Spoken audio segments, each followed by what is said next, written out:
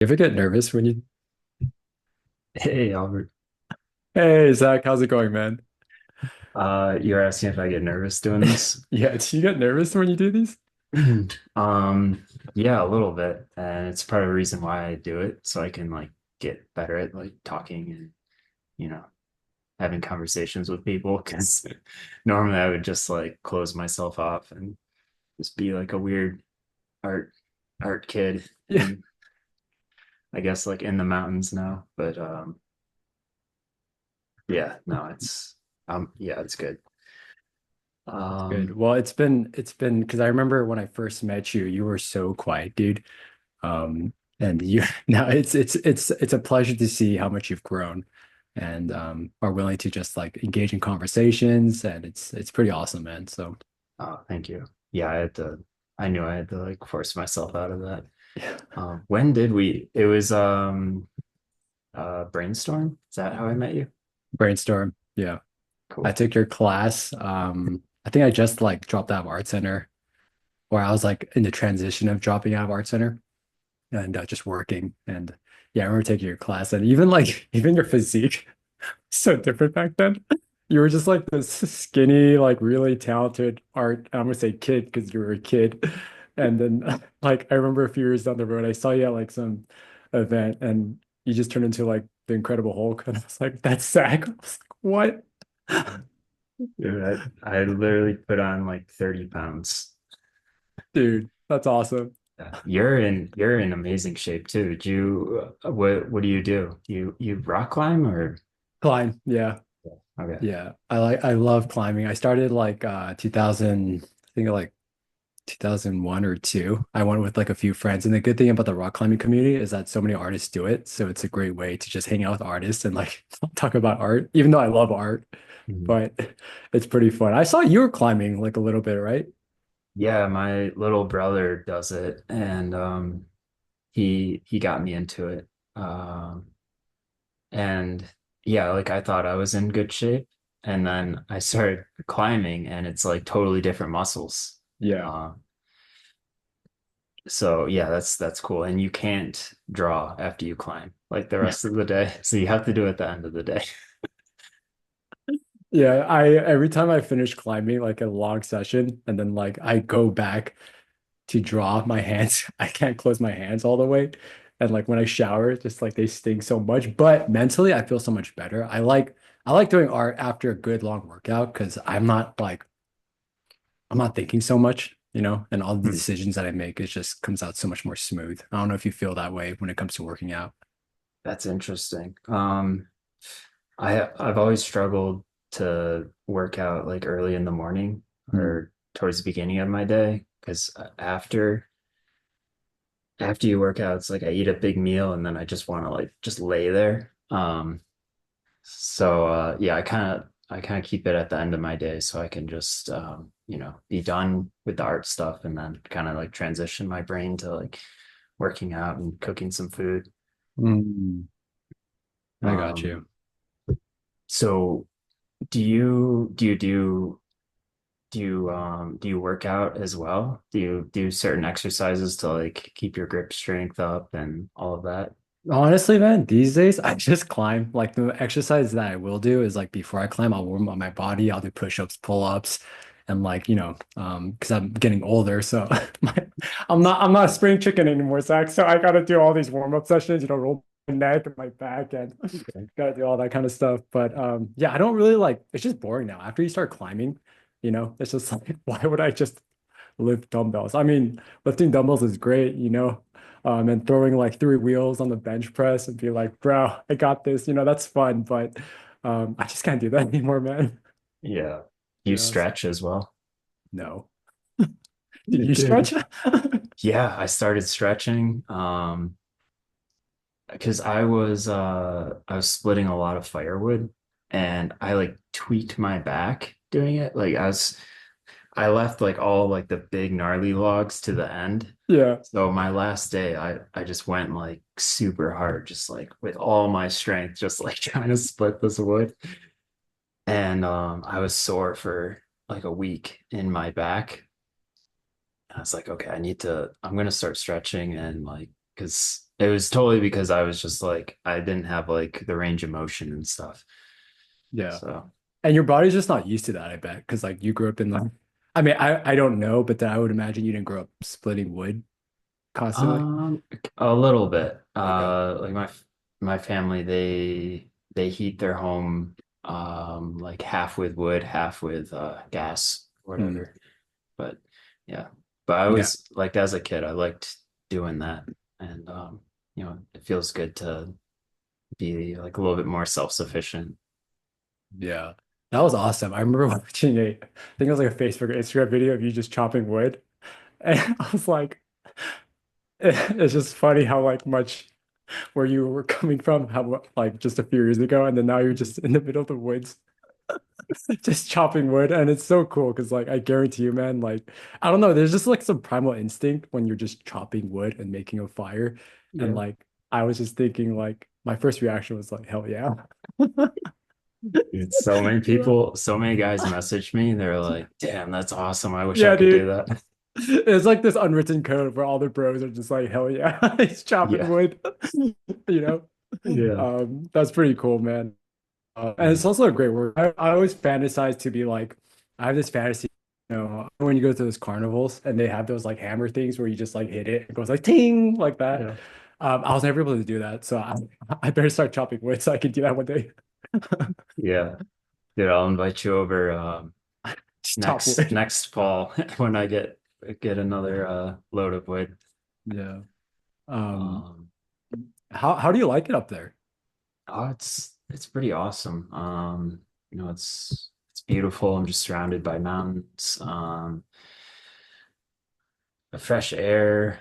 Um it feels very yeah, there's a feeling you get when you're a little bit more self-sufficient. You have to like you rely on like I have to go get water. I have to, make sure my solar panels are working, not covered with snow or um, it's kind of yeah, yeah, I don't know how to describe it, but there's a feeling you get when you're kind of like taking care of yourself. And I'm really glad I'm doing it because I'm learning so much. Like I've done a lot of work on my house as well. So now it's like, oh, I know how to like fix a broken toilet or like put in hardwood floors or fix the roof. And Becoming a it's man's like, man. yeah, it's like, oh, I can like do stuff. I don't have to like just yeah. You don't get Um, like, are you by yourself up there, if you don't mind me asking? yeah, yeah. You don't get lonely? Once in a while a little bit, but Hmm. um I have meetings every single day. So I'm like talking to people and yeah. That's good, man. Dude, I don't know if I was maybe it's just like I grew up in the city, but and I do get what you mean and like I appreciate the outdoors, but I just feel like for me, like the first month, if I heard any noise at like nighttime, I'd be like, what was that? What was that? Yeah. Yeah, my first night up here, I kept waking up and I'd hear like footprints or like something big like walking around outside. I'm sure it's just like a Dude. deer or something, but it's like um yeah, it's a little freaky because it's completely silent except for like the animals moving around. Dude. And I'll get like a rotisserie chicken or something like at the store and I'll put it out in the yard. When I'm done with it, I just throw the carcass out there and it's Yeah. completely gone by the morning. Really? Yeah. I set up a Man, camera, but I haven't been able to catch what it is because I know there's mountain lions and bears up here. dude, Uh, that's crazy. It'd be funny yeah. if you saw your camera, it was just like your neighbor eating the chicken. Oh my gosh, that'd be the scariest thing ever. I Wait, would there's much bears and rather. mountain lions? Oh my goodness, man. Yeah. You have a gun? Yeah. Yeah. Okay, Yeah. good. Yeah, usually when I'm out, I carry like a big knife with me. And I try not to go out at night, or if I do, I stay like really close to the house. Yeah. Um, Oh man. Well, stay safe out there, man. If I don't hear you for like a few months, I'll know what happened. Yeah. Yeah. I became bear food. Yeah, dude. It's all No, good. no, no, no. I'm sure with your muscles, you'll fight off the bear. I'll at least give them I'll give them a fight. Yeah, yeah, yeah. So you're in LA now? I'm in LA. Yeah, I'm in LA. I'm in Did you Pasadena. Okay, cool. Pasadena's nice. Uh, Did you survive the pandemic okay? I did. I'm alive. Survived the pandemic. Yeah. It's funny when you ask me that because like something that I don't really think about much anymore. But it's such like a historical landmark in our life. But yeah, pandemic was fine for me. I don't know. I never got COVID, which was weird. Wow. Maybe I did, and I just didn't like test for it. Mm. But like people would say like I got blood results. Like, oh, you had COVID, but I was one of those like lucky cases where like it didn't affect me too much. So, but it was really awful seeing like how it affected a lot of other people around the world. But yeah, survived COVID. I got it Yeah. a couple times. It was really bad for like 3 days, and Mm, then I was fine after that. But mm. yeah, some people it hit them really hard. Yeah. Um, Did you and lose your like sense of smell and everything? no, it was like a bad flu. It felt like. Mm. And it's crazy. Like visiting LA now, it still feels like the pandemic is happening because like no one's like going back to work. Um, like maybe like a couple days a week. There's still some people who are like really freaked out about it, and yeah, it just feels weird. LA feels it's not the same because I moved there 10 years ago, Yeah. and it was yeah, it was exciting and really cool. But yeah, did you how long have you been in LA? Your whole life or Yeah, I was born in NorCal, okay? specifically San Jose, which is pretty close to like Silicon Valley. And then was born in NorCal, and then I moved to Korea for like a few years when I was like really young. I went to an international school there. So all my friends, when I tell them that, they're like, "Oh, can you teach me Korean?" I'm like, "Dude, I don't know. I still don't know any Korean." Um, and then I came down to SoCal when I was in middle school, and then been here since. Wow. Yeah, so just California all around. Yeah. Yeah. What was like your first experience with art? Like what got you into it? Um, I think when I was growing up as a kid, I wasn't really like good at anything. I wasn't a very studious student. So I did art because it was just fun for me. But it's funny because like I failed all my art classes in high school and all the teachers hated me. Like I would be so cheeky with them and they would send me to detention and everything like that. So it's just funny how life worked out. Now I'm an artist now. Maybe I Uh, should reach out to them and thank them. But I think what started for me was I saw a movie called Wall-E. Have you watched Wall-E before? yeah. Yeah, I went to Costco and it was like this like get two for a deal like DVD packages and I was like, okay, I'll get Wall-E. Not expecting much. I was like, this movie's gonna like be whatever. And then that week after I saw it like 13 times after, and I was like, what? Like, what happened? Like, how were they able to communicate so much to me with so little words? And then I saw the behind the scenes, and from there, I was like, yeah, I want to do that. So I made a portfolio for Art Center, which is a school in Pasadena, which most of our friends have been to, and it's a lot of people in our industry went to Art Center. Um, so I went there, and yeah, that's how I started. It's awesome. Yeah. What happened after Art Center? Did you get an internship or a job right away? Yeah, so I was in my fifth term, and then I knew I wasn't, I think like a few terms in, I knew I wasn't going to graduate because I was thankful enough I'm a US citizen, so I didn't have to get a college degree. I didn't have any visas or anything like that. So I started catering my classes towards what I wanted to learn and what I thought was going to help me get a job fastest. So yeah, I dropped out and then I was taking like two classes. I was taking a vehicles and props class with Michael Chaffee and like another class. And I think at the time I was taking your class as well because I wanted to take like a biz dev heavy class. And that was a really fun class, taking your class. And then after that, during that time, I got my first job in the industry. So I was working there. Yeah, so that was a lot of fun. And I learned so much. I mean, like, I know a lot of people tell you this, but you learn so much just working your first job rather than taking a class. And I knew that to be true. So I learned tremendously. And I don't regret leaving school at all. Yeah, I think that's yeah, if you don't have to go to school, like you're better off just taking the classes you want to take. Like Yeah. just streamline the process. Like if you go to a college, they make you take all this extra bullshit. Yeah. So yeah, that's awesome. Yeah. What was your first job? It was a Vista position for a studio called Aquaman. Yeah, and then they were doing an adaptation. The movie, I mean, the movie is interesting. That's what I'll say. There's a lot of crazy abstract ideas, but Zach, the best part about this job, it was a dream job for someone entering the industry because it was a film, they had a lot of money, so they rewrote the story like so many times. And at the time, the old VizDev team left. So they were creating a new story for the movie, and I was the first VizDev artist for the new story that they're making. And I was the only VizDev artist for like the first 7 months before they started hiring like more VizDev.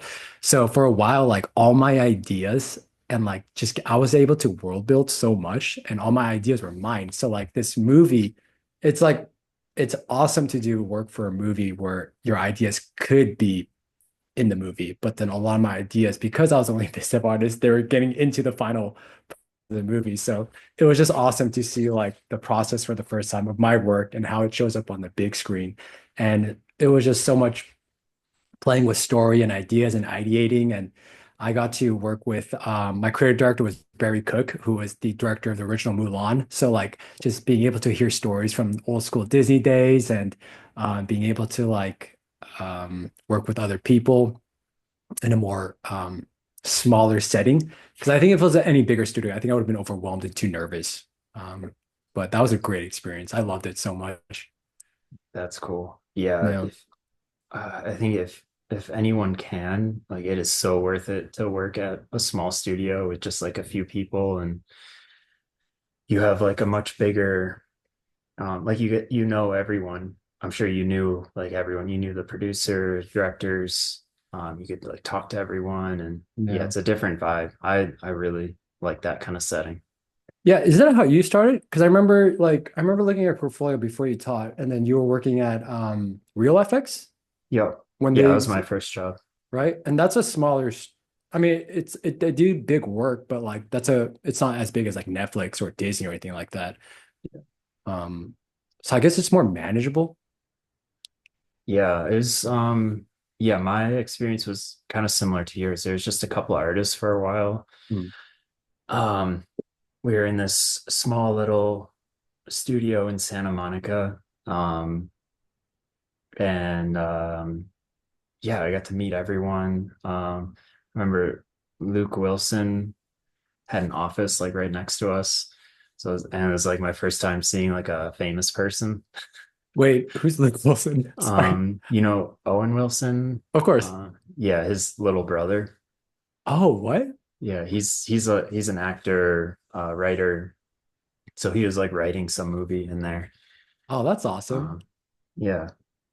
Um, but yeah, similar to you, like I had like a lot of responsibilities, like world building and just painting like a ton of stuff. And it really um forced me to get good, but not have like a scary, like big studio Yeah. experience. So Yeah. yeah, I love that.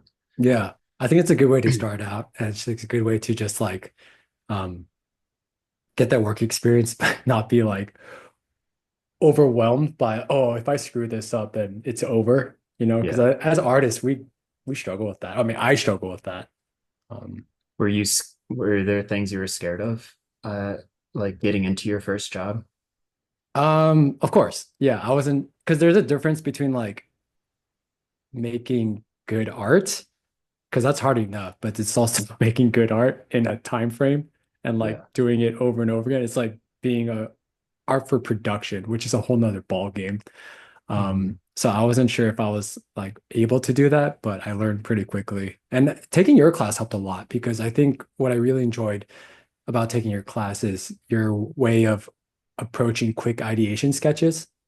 You don't have to final like render everything. And if you just want to, if you're able to convey the overall mood with lighting and the color, like that's good enough. And I really used that in my first job.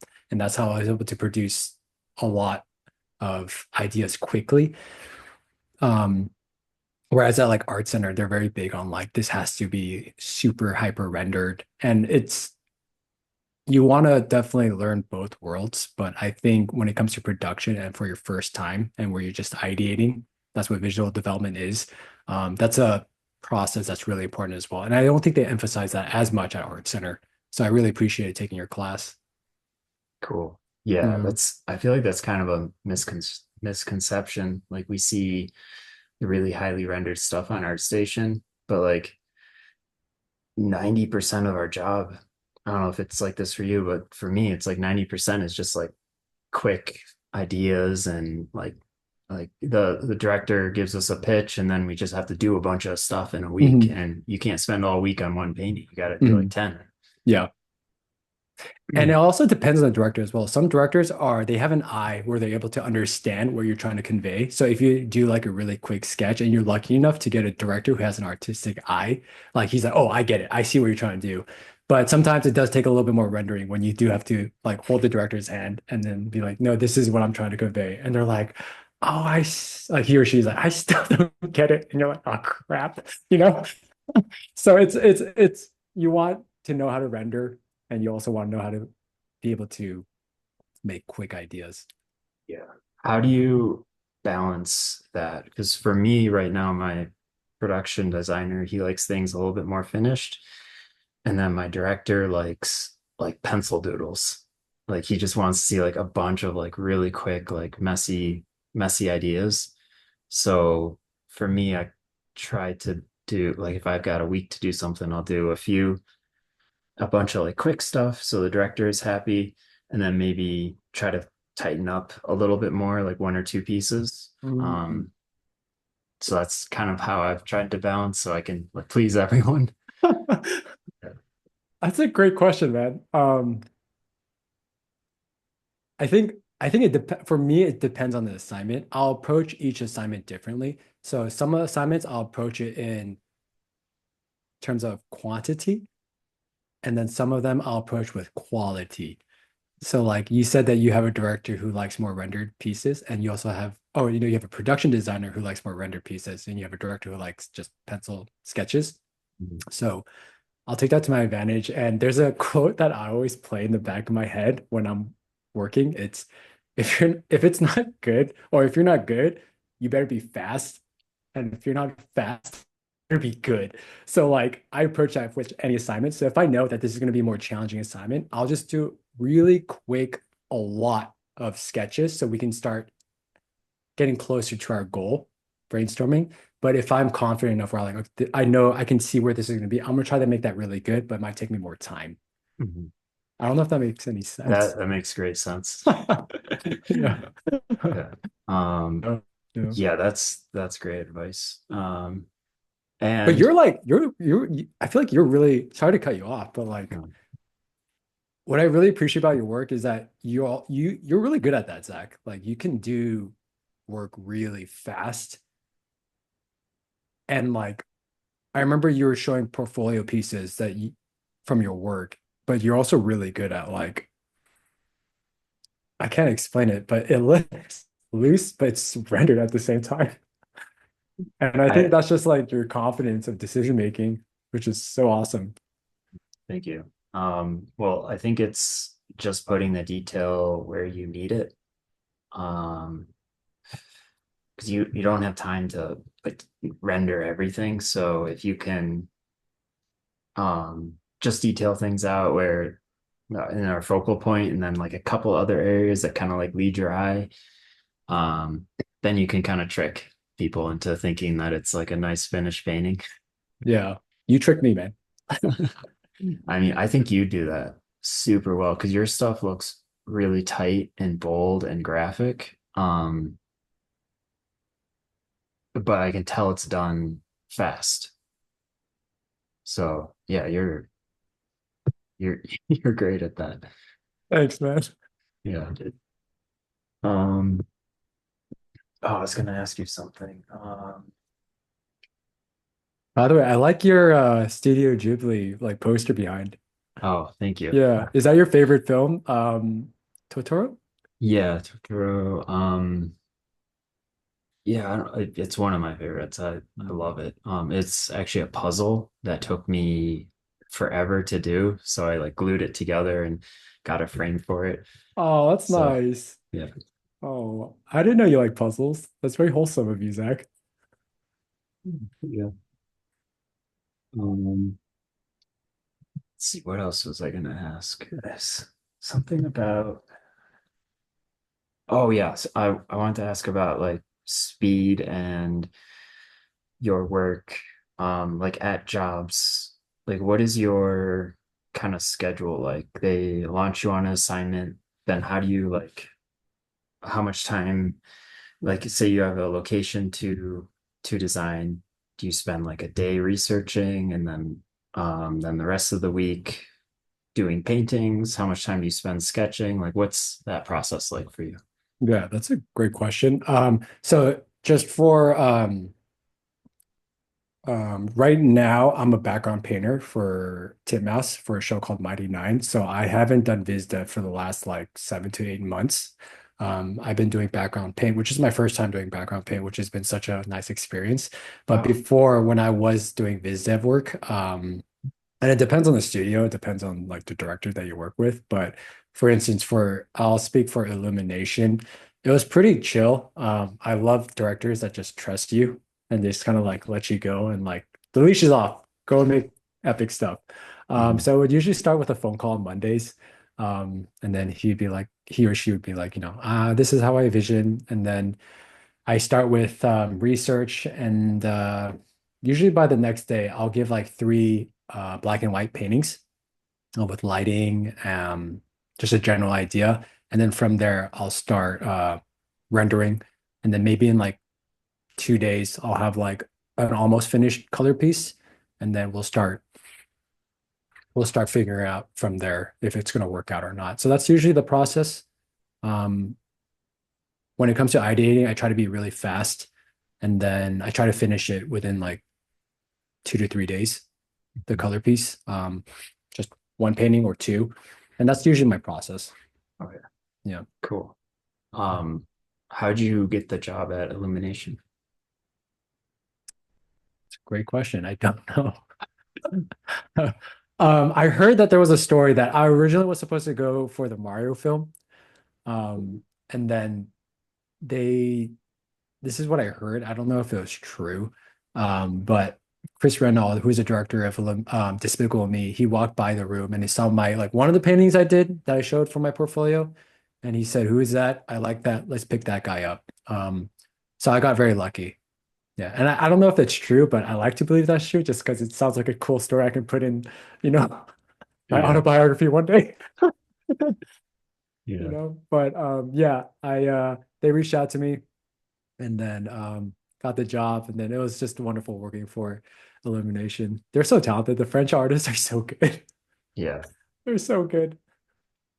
There's a couple on my movie right now, and yeah, uh, yeah, I'm definitely the worst artist on my movie, so like it forces me, which I wouldn't want to be in any other position because it forces you to get better. Yeah. Do you find Um, do you find yourself being in projects where you are like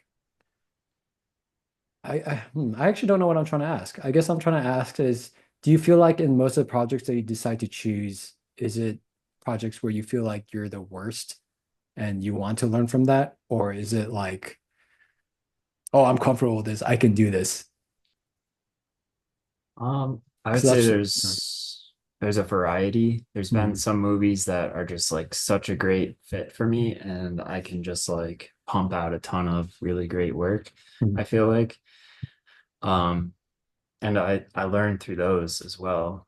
Um, and I like I like that, but then I also like when I'm on a movie that's it's very difficult and it pushes you to think differently. Like I found myself like questioning like am I even a decent painter? Like can I do art? Like I ask myself those kind of questions right now because we're doing like such like weird, crazy stuff. So that's a different kind of learning experience. And I know it's very difficult, but um, it'll make me think differently and hopefully that'll impact my work and force me to evolve. Oh, you kind of froze for a second. Gonna pause. Okay, cool. Yeah. Cool, you're back. Hello. Yay. Um, do you did you hear what I said about um like being challenged on different Yeah. yeah. I Do could you relate to that or yeah, I think my problem is that tend to sit in my comfort zone too much. So that's it's funny that you're thinking about that because that's what I've been thinking as well. And like for me, I want to, one of my goals is to not necessarily work for like, because I think when I first started out, I was like so focused on the studio name, because oh, my parents are gonna be so impressed if they tell their friends that I work at Disney, Netflix, or wherever. But now it's like, now what really brings me happiness is, or what I'm more curious about is being able to work with artists that I can learn from. And I think that requires a lot of learning on my end as well, even though you might because for me, I always like to seem like I have everything figured out and I can do the job, I can get the job done, which that's most people. Um, but I'm trying to be okay with not being okay at this assignment for now that I'll learn and I'll get better, right? Because I think Mhm. I'll learn from that ultimately. And I think I've just been floating in my comfort zone too much. So that's one of the my goals for um, next year. Yeah, Yeah. that's cool. And yeah, I'm kind of the same way. Like I look for I'd rather work with artists that I want to learn from or something like if there's a project with someone who I really admire, like I want to work on that rather Yeah. than, a certain studio or something. Yeah. So you're doing background painting right now? Mhm. How's that going? It's so fun. It's so fun. It's I mean essentially it's like you're just coloring like a coloring book in a sense. Mhm. That's how I feel it. And like it's great because the design when especially when you get a great design, all you gotta do is color it. So and add lining. So it already looks epic when you get it, and then you just make it even more epic. So maybe it's filling my ego too much. Maybe I'm thinking I'm like already an amazing artist. But when I do the line work myself, I'm like, wait, why is it looking like this anymore? But it's fun, man. It's fun. The team is so lovely.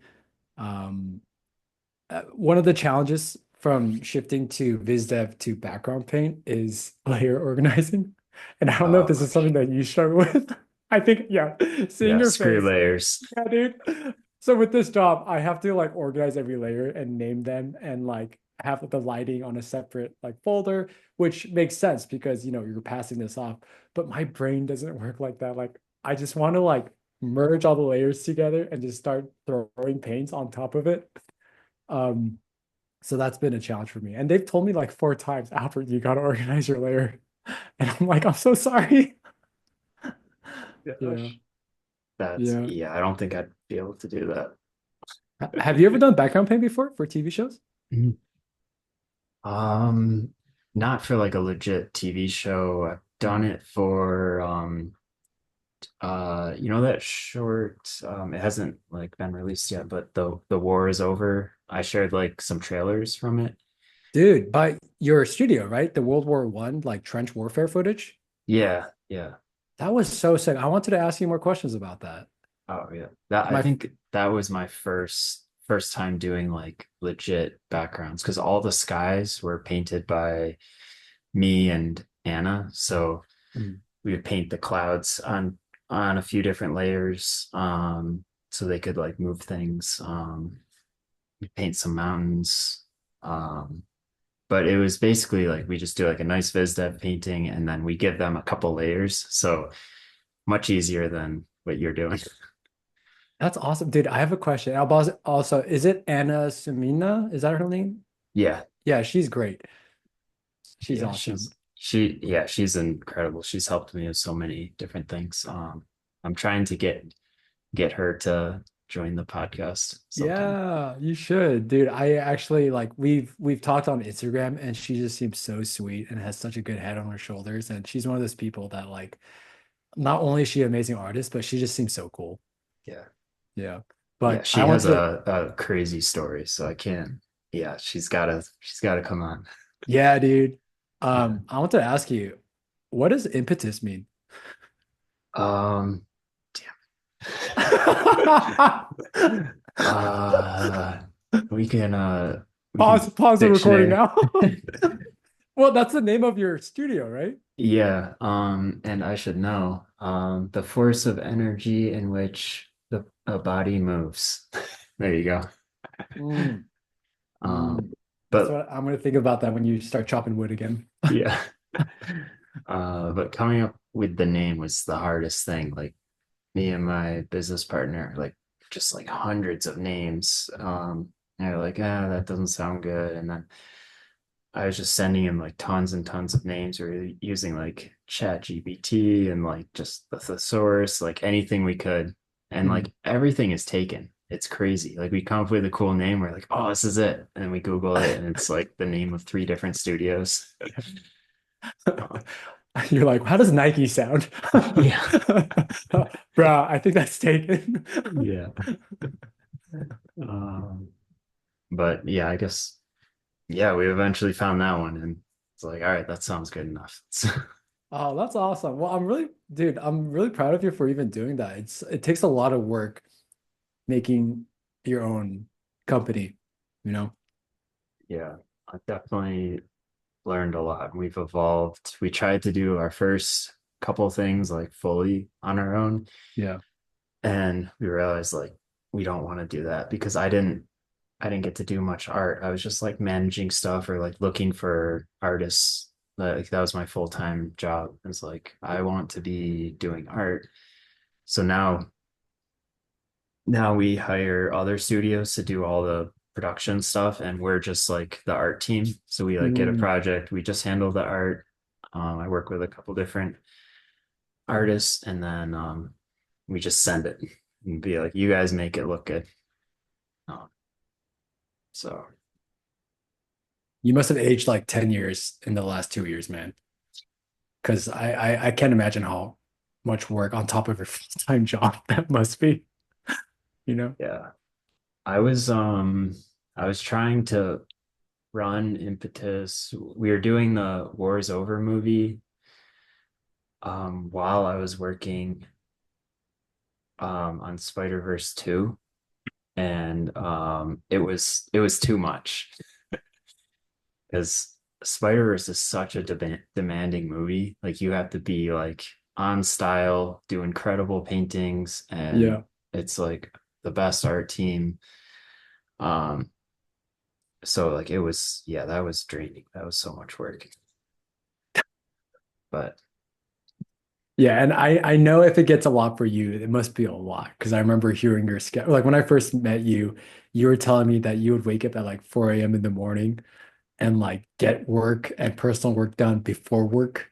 And like after that, you would do more work. And I remember thinking, I was like, oh, that's sick. I'm gonna try that. I woke up at 4 and I like slept and I woke up at like 10 a.m. I was like, nope. I care about sleep than being successful.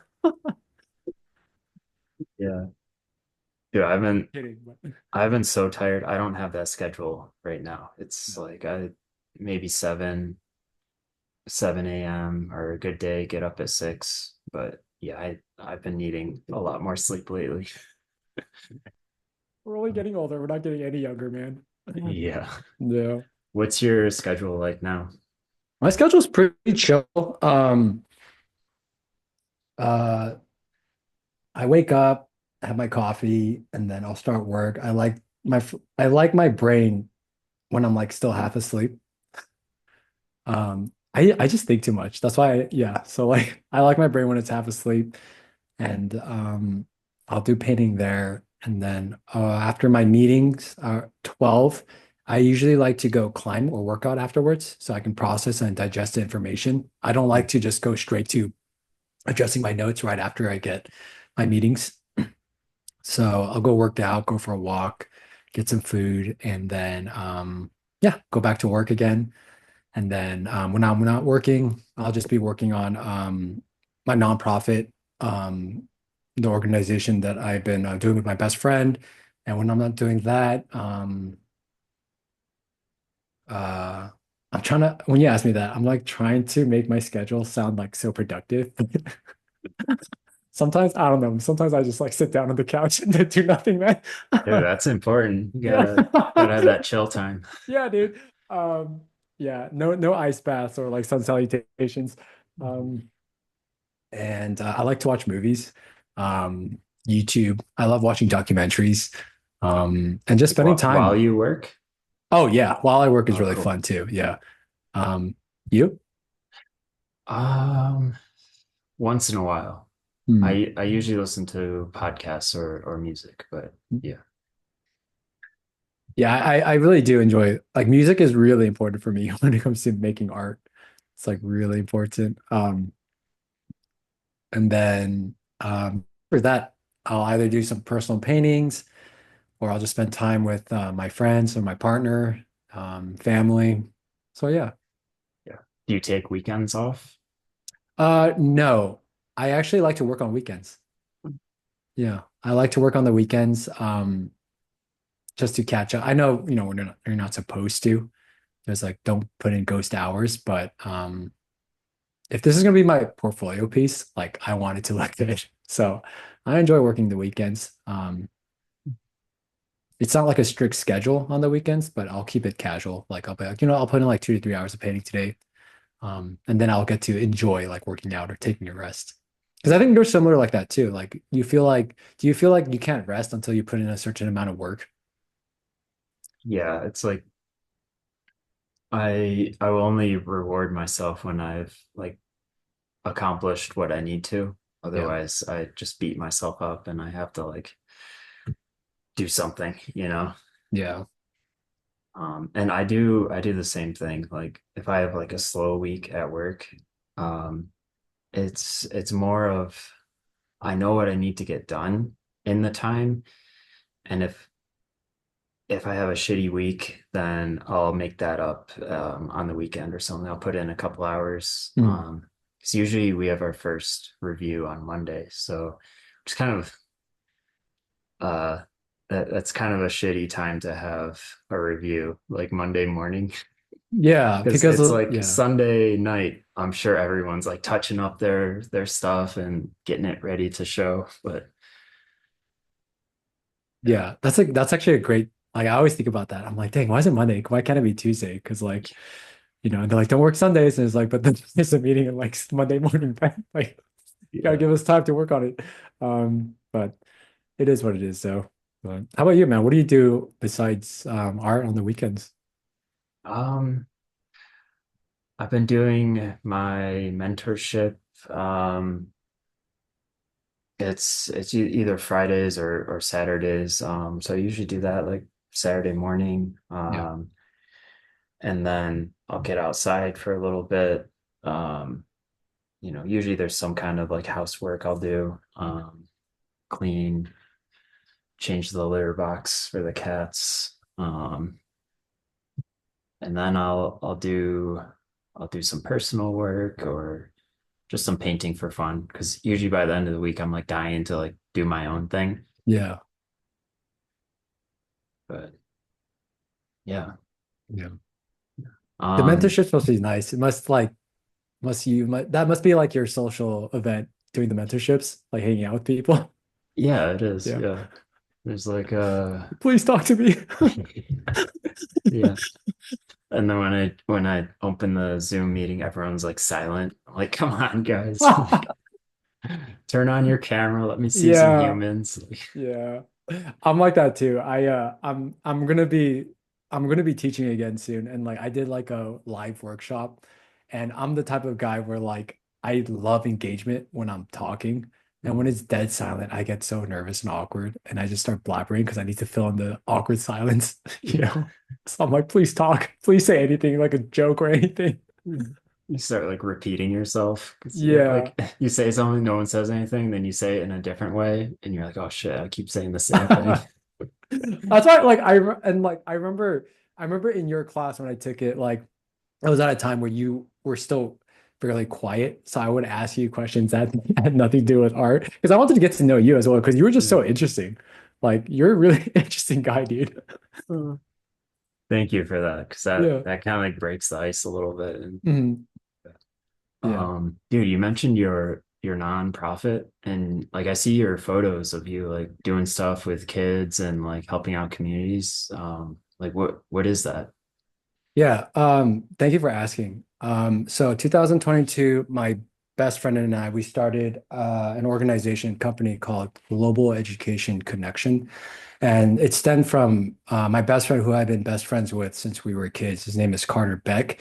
After we saw the news, what was going on with Ukraine and Russia, for those who don't know, it started in 2014, but then 2022, Russia invaded Ukraine. And then he gave me a phone call and he said that if I want to actually like go out and help them. So that's how it started. So we went to Ukraine and then our mission and our goal is to provide children with education and art materials and supplies to those who have been affected by war and conflict. Because during that time, when you are forced to leave your home, right, or bad things happen to your family because of war, it's a traumatic period for a lot of children. And a lot of times their education is halted and they can't take the art classes or music classes, they're away from their home. So we try to go in there and provide them during that process. And we meet with the refugees and we give them backpacks, school supplies, art supplies. Me being an artist, I always try to push the art programs.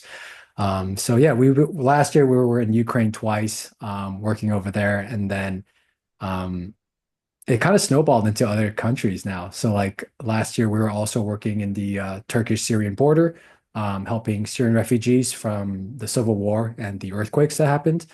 Um, and this year, um, last month, we were in northern Iraq, Kurdistan region, helping Syrian refugees over there, which was a very successful trip. And then also getting to meet the Yazidi people, which is a ethnic minority group they were decimated by ISIS in 2014. So it was a real honor and pleasure being able to hear the stories of what they went through, and also the Syrian refugees. And then after that, we went over to Turkey, specifically Gaziantep and Islahiye, which is right along the Syrian border, and we're working there. And yeah, we also do work in border towns in the Texas-Mexico border, towns specifically that have been affected by cartel violence. So we're working in Reynosa.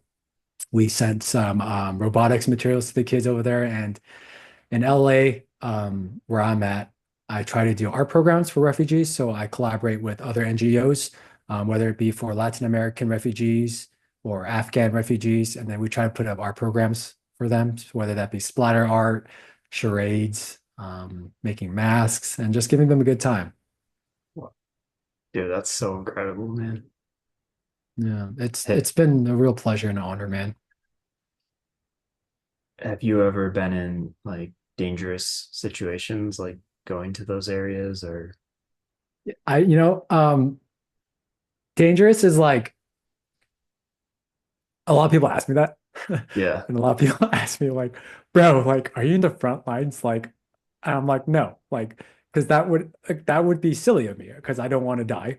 yeah, We're somewhat close to the front lines, but then we're not going there. It's like because a lot of the kids over there, they need food and water and blood. I'm not going to be throwing coloring books at them when, there's like a war going on. But we try to meet them where the refugees go. And yeah, some people might consider it dangerous, but I think if you're just smart and you have a good situational awareness, um, and for me, I go there with my best friend, so I feel very I'm not scared, but I am nervous, obviously, because things could happen. But I know that the kids are going through this every single day. So um, to answer your question, no, I haven't seen anything like war itself, but we do see a lot of what happens and the effects of it.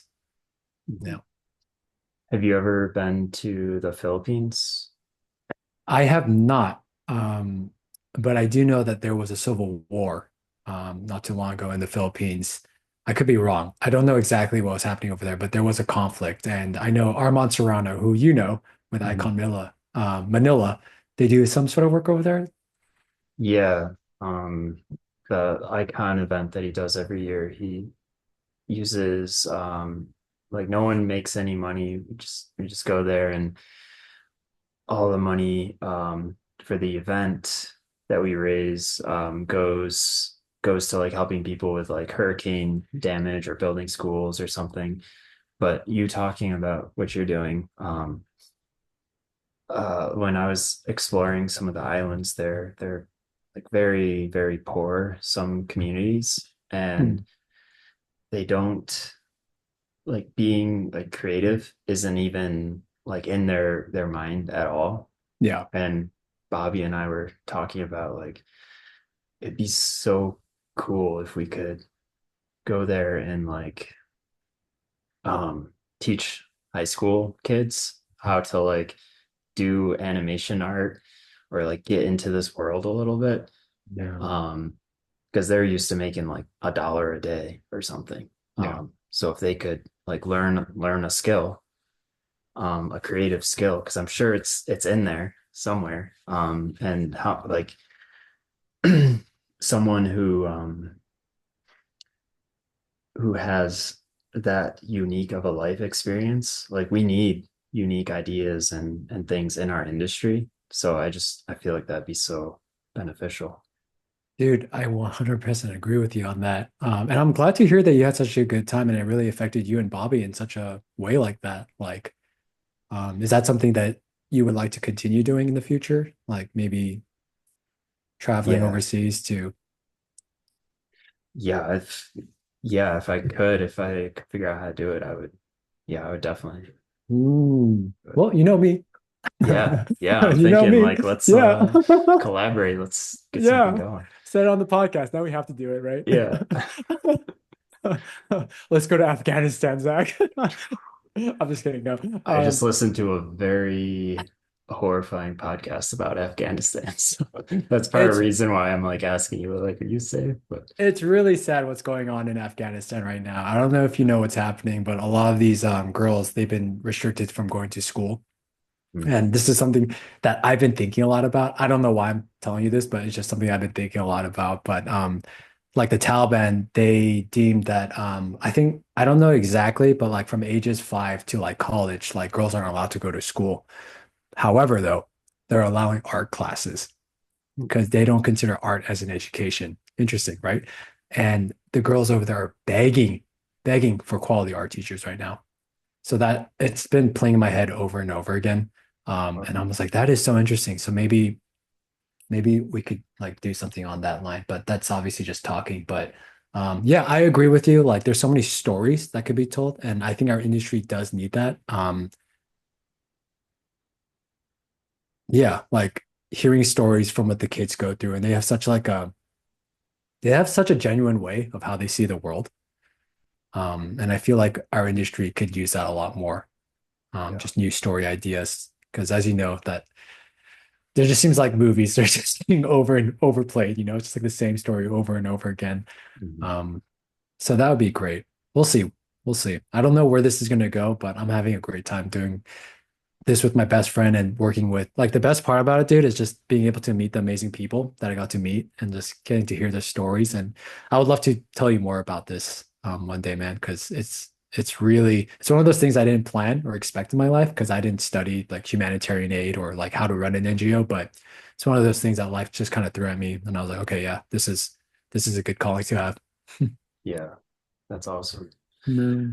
Um, I'm gonna kind of change subjects, but I wanted to ask you about advice for getting jobs because a lot of people ask me this, and I feel like I don't have the greatest. I know it worked for me like 10 years ago, Yeah. which is just coming up with a story and just doing doing biz dev paintings like every day, posting them online, just being really consistent, building up Mm. your following, and then letting companies come to you. I don't know if you've kind of done that approach or you've had different experience or you know of other ways to like make connections. Mm. Yeah, that's definitely like I agree with you on that. Like it changes because like the advice that we had 10 years ago is obviously going to be a little bit different than today, even though it still can work, but then there are different ways that you can approach it. Mhm. Um, how to get a job. 'Cause it's now it's even difficult to like grow your following online. Like I Yeah, haven't dude. gotten a single follower in like years, I feel like. Dude, same here. I got like 200 followers right now. I'm not the best person to do it. And like it's hard enough for me to get a job too, you know? So like Mhm. I'm like asking myself, like, damn, like how do you get a job in this industry um in this current moment? I think my answer is probably gonna be an answer that um maybe people will be like, oh, like that doesn't really help that much. But for me, what worked for me was being kind and remembering people's names. Because if you keep working on your portfolio, you will get there. You know, if you have the consistency, right? Um, you will get there. But for me, how I got all my jobs, Zach, was just being kind, lending a helping hand and helping other people without expecting anything back. So I'll give you an example. So the first job that I got, Aquaman, it was I was referred by a friend who used to be a visitor artist there. His name is Peter Kim. He's at Riot Games now. But I had a truck and I remember and you've got a Tacoma as well. So I used to drive a Tacoma truck, second gen. I miss that. I miss that truck. It was a beautiful truck. But I helped him with his grad show by helping him put stuff on the back. And I didn't know him at the time. I just said, yeah, I'll help. And then a few months later, he was like, hey, I'm actually leaving the studio. Do you want this position? And I think that was the reason. I believe that was the reason why I got that job because I was being kind and I wasn't asking him in a way where like, oh, like I'm actually a student and like I'm trying to look for work. I just was like, yeah, I'll help you, man. And I think what also goes a long way, and especially with the art industry, we're all such introverts and we're all very shy and like I always try to tell people, and what I always try to remind myself is remember people's name and say it because there's a big difference when you reach out to someone, especially someone that you're looking for work from, saying, "Hey, it's good to hear from you, and like I really love your work. Um, I hope you're doing well." Rather than me going, "Hey, Zach, it's good to see from you. It's good to hear from you. You know, you're doing. I hope you're doing well." Like just saying someone's name, because when people remember my name and they say my name, I'm like, "Oh, like they put in the effort to even remember who I was." So, just being kind and remembering their names, that's like a good step. Because there's that answer is loaded. I could say so many things that is true, but for me, I think a priority is just being kind and not expecting anything back. Yeah. Yeah, I think that's why I met you probably like 6 years ago. But I've always kept you in the back of my mind because, well, one, you worked super hard. And I was following your career, just really inspiring and seeing all the work you're doing. But you're also like super nice all the time, very positive and like full of energy, and you have a great personality. So like you want to work with someone like that. So Yeah. Thank you, man. I mean, it's not easy all the time, you know. It's definitely a lot of like, hi, you know, how you doing? Great. And you, it's very LA, right? But yeah. Well, you're this is genuine about it. Like you can tell when someone's fake, you know. yeah. How about you? I wanted to ask you that. Like, what do you tell people now when they're looking for work? Like how to get a job and stuff. Yeah, is it different from 10 years ago? I still tell people like post a ton online, be consistent, because that's still how I get jobs. Like, um, most of the time it's a director sending me a DM on Instagram, Hmm. and um, that's how I get stuff.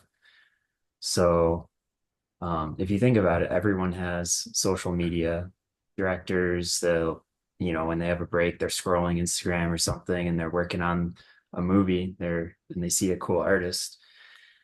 They'll be like, "Oh, we gotta work with that person." So it just kind of makes sense. Posting stuff on social media. And I think anytime you can make a connection, when you might notice like some artists you like, they're like liking your stuff or they leave you a comment. Like that's kind of an invitation to like um start a conversation with them, become friends, and then they'll let you know when there's a job opening. Um, I I had that experience before I got into animation. There's a couple like fairly big name artists who started liking my stuff, and then I don't know if they reached out to me or I reached out to them, but um, I made that connection through social media, and then I got to meet them in person at like CTN, and they introduced me to people. Hmm. Um, so yeah, just like what you said, being like a kind person, like getting to know people, like being friends with them more than like asking for something first. Yeah. Or like brown nosing, because you can also tell when people are trying to like get something from you, and you're just like, Yeah. But that's in every industry though. And I've been guilty of that as well. Hmm. Mm. Yeah. Um, things you do to like grow and learn now. Is there anything you're kind of like trying to get better at, or like are you taking a class, reading a book, listening to something on YouTube? Mm. It's gonna be one of those answers that people aren't gonna like because it's not like probably so like what do I do with this information, Albert? Um, I'm trying to learn and grow. It might not be like super art related. It could be Yeah, more like, expanding your mind creatively or something. yeah. Um, so I'm trying to learn and grow. For me, it's gonna be abstract, but then I've been trying to focus on trying to and I heard this from a gentleman named Rick Rubin who wrote this book called I don't it's like the circle book. There's like a bullseye on the book. Do you know what I'm talking about? The creative act. Yeah, The Creative Yeah, Act. it's like my favorite book. Yeah, it's really good. And have you seen Rick Rubin before? He looks exactly how I imagined him. This It's like, homeless looking guy. yeah, just like super elevated. Like he's like so like, um, what's the word? Like enlightened, Yeah. right? But then he said something that I really resonated with, and it's something that I struggle with, but it's making art for myself and not for the audience. Yeah. And for those who are like listening to this, be like, what? To explain it, it's if you make art for yourself and you do the best of your ability to do that, then it will benefit the audience and people will remember you as well. And I think for me, I think when I was starting in the industry, I made art for the audience. Oh, DreamWorks style. This is what DreamWorks like. This is what Pixar likes. So Mhm. I'm gonna just do that, right? I have no like voice in this. Even though you technically do, because anything that you paint and draw, it's gonna have somewhat of your artistic taste because that's just who you are. We're all different individuals. But I think for me, it's a lot of it is trying to find out how I can bring myself into my art. And first, and I've been actually like talking about this with my therapist, but it's like accepting who I am and being okay with that and then showing that to the world and being vulnerable. That's kind of what I'm working on right now. I know it's super abstract and I'm still figuring out. It's like a puzzle piece I haven't figured out yet, but trying to find out what I want to tell the world. And that's me. That's Albert. Yeah. Um, That's so good. Glad you said that. I don't know what that I don't know what my plan is, Zach. Mhm. I'm not maybe I should like do one of those things where you take ayahuasca and like get up, mushrooms or something. I don't know, Yeah. but I just want to like draw for fun. I don't think I've done that in my career as much, you know. Mhm. How Yeah. about It's yeah, I wonder because you have these experiences like helping kids and people in need. Like you could like I'm sure that that greatly impacts you. You could take some of those experiences and create art from that. It's like as it's like you learn the fundamentals, you get good at painting, and then what's the next step? The next step is like finding your unique voice, taking your life experiences, putting it into your work. Um, that almost becomes more important than like, oh, I'm going to learn this new thing in Blender, or I'm going to get better at rendering. It's because there's always going to be someone who's better at some like color or whatever than Yeah, you, but only you have that life experience. You can exactly. tell that story. Yeah. So yeah, I 100% agree with you on that.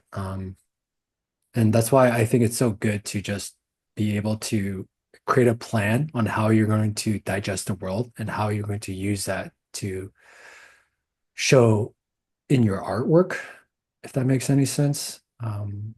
So I'm still figuring that out, what kind of voice I want to create for myself. And maybe there's going to be different kinds of voices and different types of styles that I'll try to experiment. But I think the most important part is for me is just experimenting and taking risks right now. Because I don't think I've been a risk taker in terms of my career. So I would like to take more risks. And what I mean by that is like maybe just doing crayons and just drawing on a piece of paper and just being Yeah. like, it doesn't look like a viz dev portfolio piece, but I like it. And I was able to show something that's a part of me. Mm. Dude, that's cool. I would love to see you do like illustrate a story with crayons. That would be so fun. Yeah. That would be so fun. How about you? I feel like you kind of figured out your voice a bit. It's something I'm always chasing. Mm. But I think, yeah, kind of early on, I was like, the only way I can paint something is if I paint from my real life experiences. Mm. Um, so I always loved like slightly darker things, more moody. I loved exploring like abandoned places or kind of like the simple, like dark, moody alleyway or like when you go on vacation, it's not always about the touristy spots. It's about like um, when it starts raining and you have to take cover like under in a cafe or something, like those little experiences, putting those into my work, um, kind of building a story around that. Um, yeah, and that's why I think having those experiences and recording them in a way like sketching, kind of keeping like a sketch diary or just taking a lot of photos. It's really important. Yeah, I was gonna say, I think that's why when I first met you and I saw your artwork, I was like, this is interesting because you were so quiet and you didn't talk at all. But when I saw your artwork, you seemed like an extrovert. Huh. And like when I saw your artwork, you had this like how I describe it is like you had this like when you said that you try to bring your experiences from your childhood, it does have this like after school play nature to it. It's almost like, do you know the movie The Sandlot? Yeah. It's just like a group of kids going out to do like rascal things and like going on an adventure. And it's not like an epic adventure. It's just maybe going to the market. But for kids, that's as epic as it gets. And you're able to create these simple stories, but then create like a super cool adventure within that small world. Um, so I remember looking at artwork from that and I was like, okay, this is I could see that. So that explains a lot. Yeah.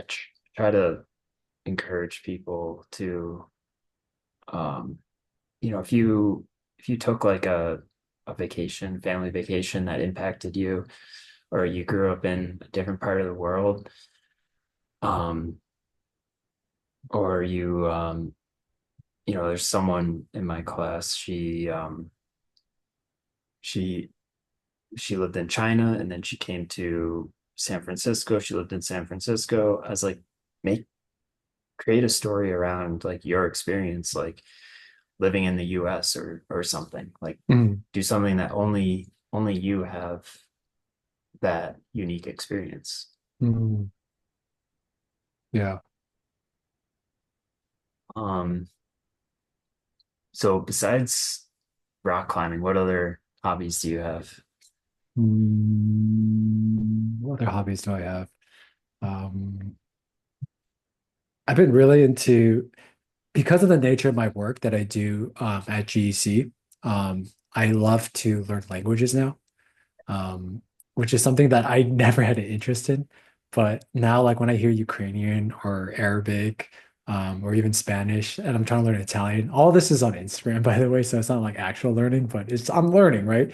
Been really enjoying that. I love watching documentaries. I've been really into geopolitics lately, like why certain countries have certain relationships because they're neighbors. And whether it be neighbors because of, like they want this plot of land or it's religion, that's been really interesting for me. I love, I'm like trying to think of something that's fun. Um, I love spending time with my partner, my girlfriend. We go on walks and we just talk about life and art.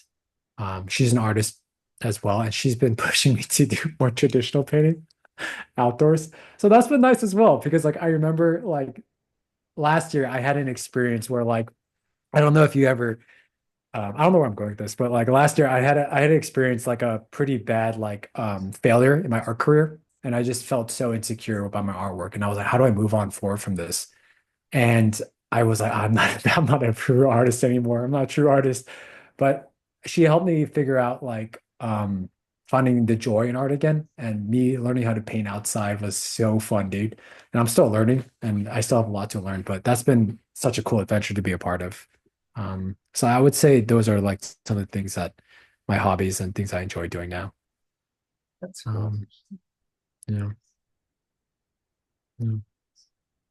Oh, your I remember you had so you don't have your truck anymore? No. No more But Tacoma? no, but you got a taco now. Yo, yeah. Yeah. What What happened? I got into a car accident. Oh, shoot. I know. I wanted that. I was like, I wanted to like customize my truck and like soup it up and whatnot, Yeah. but didn't get the opportunity. So I got into an accident like 2 years ago on Halloween, like the day before Halloween. Mhm. And it just got totaled. So it is what it is. So Dang. yeah. Would are you gonna get a new one or Well, I know I'm not driving trucks anymore. no? I drive a Kia now. Oh, I know. But I saw your truck and I was like, hell yeah. you miss it a little bit. Yeah, dude, of course. Dude, Tacomas, you could like destroy it and they still won't die. I just said that I got into an accident instead, but like Tacomas, they last a long time. Like Toyotas, they'll get the job done, you know? Yeah. Yeah. And I remember before we talked, I saw the first question that you asked me and it was was it like what is your dream vehicle? Or what is the best car to drive, right? Yeah, yeah. And I was like, I don't know, like the Batmobile. But if I thought about it, I was like, yeah, the Tacoma. It's the Tacoma. Yeah. How do you like your truck? I love it.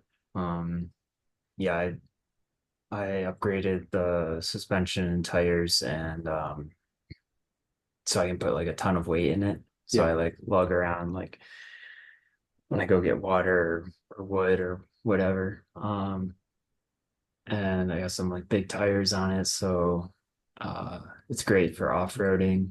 I took it like up the mountains Nice. with my family. They're freaking out because we were like right next to the cliff and everything. Dude, My dad had to get out of the car and walk. He was like, "I'm gonna walk in front of you. I don't trust it." are you considered like a daredevil, you would say? Do you like doing Mm. like Uh, a, a little bit. Like I'm not scared to like do stuff. There's things I'm not gonna do, like skydiving.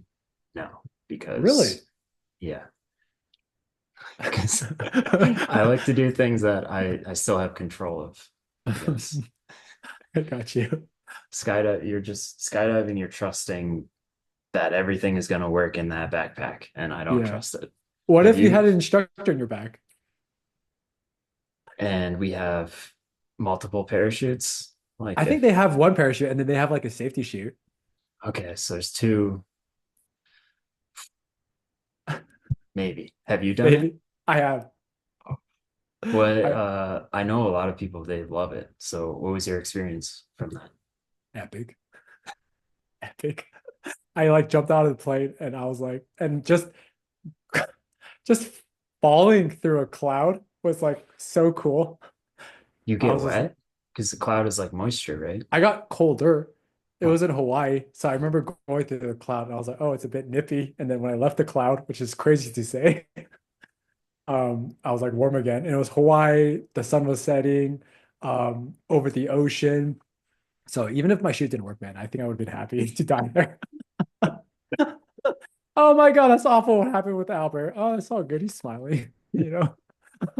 oh man. Yeah.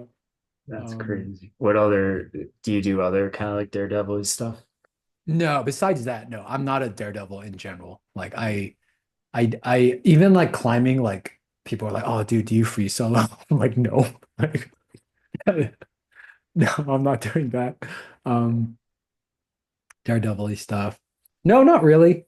And even like with the traveling that I do, I think a lot of people think that I'm like I like war or like I'm trying to go there to see action, but it's quite the opposite. Like I like to be very safe and I try not to be stupid in that because there's a lot you do meet a lot of people who go to those regions for that reason. And you're always asking yourself, okay, like what's going on in there? But I try to be smart about things. Um, Yeah. yeah. Are you traveling anywhere soon? Or do you have like any dream travel destinations that are gonna bring you inspiration? Um, I've never been to Hawaii. I Hmm. really want to go there. Also Alaska.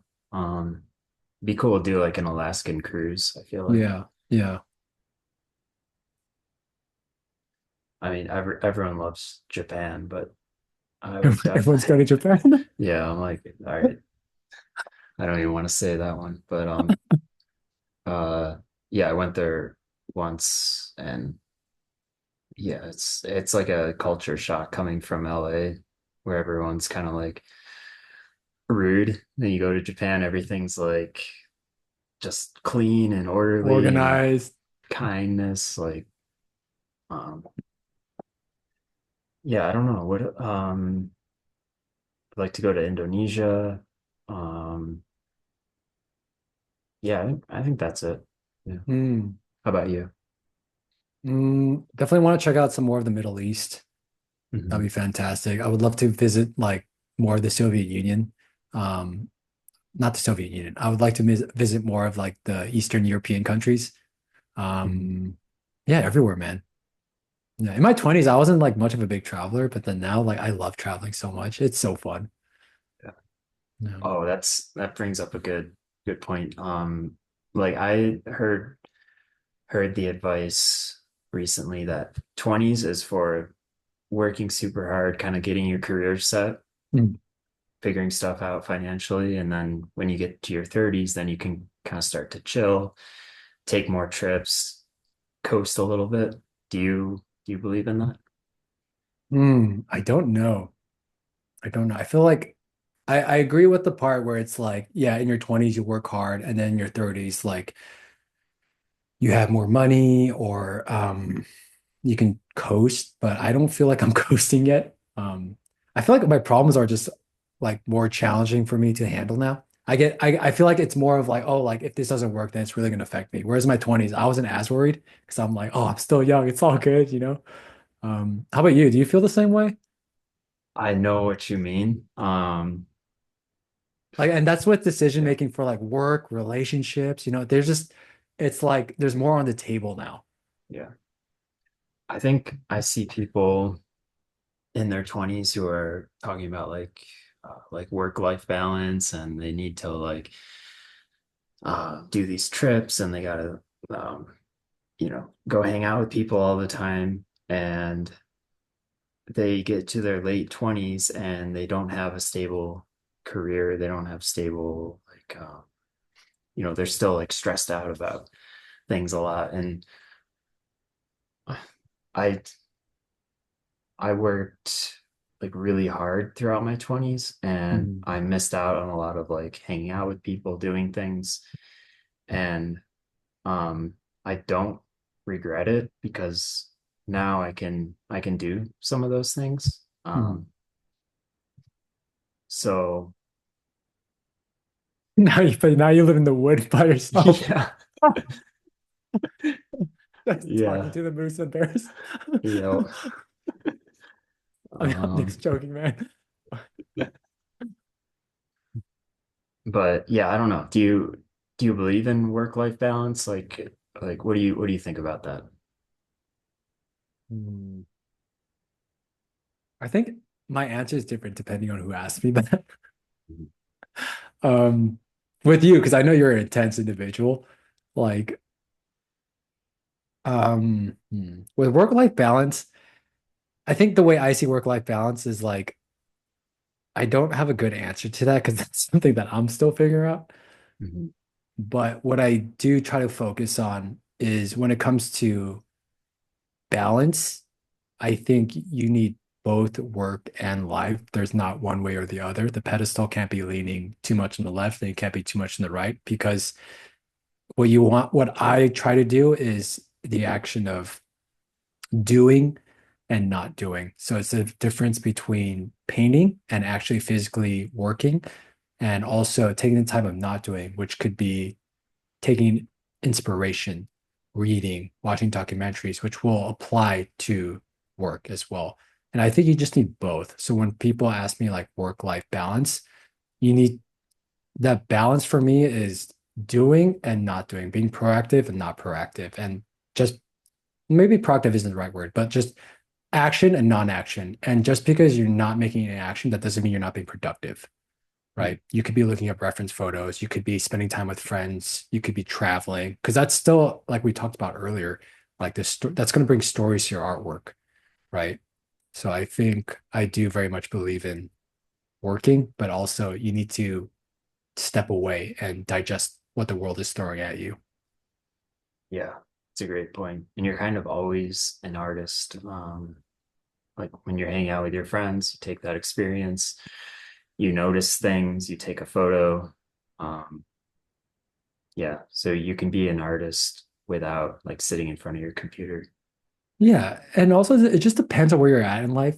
Like sometimes there's going to be times where the balance is going to be thrown off because work is crazy busy, or you want a promotion, or you want to keep that job. So obviously you're going to have to lean more into the work. Or if you have kids and a family, right, you're going to have to work. But also if you've been overworked and it's to the point where you're going nuts and it's taking an effect on your relationships and your mental health and your physical health, then yeah, you need to step away and go climb or wrestle a bear. I don't know, Yeah. So you need to do something.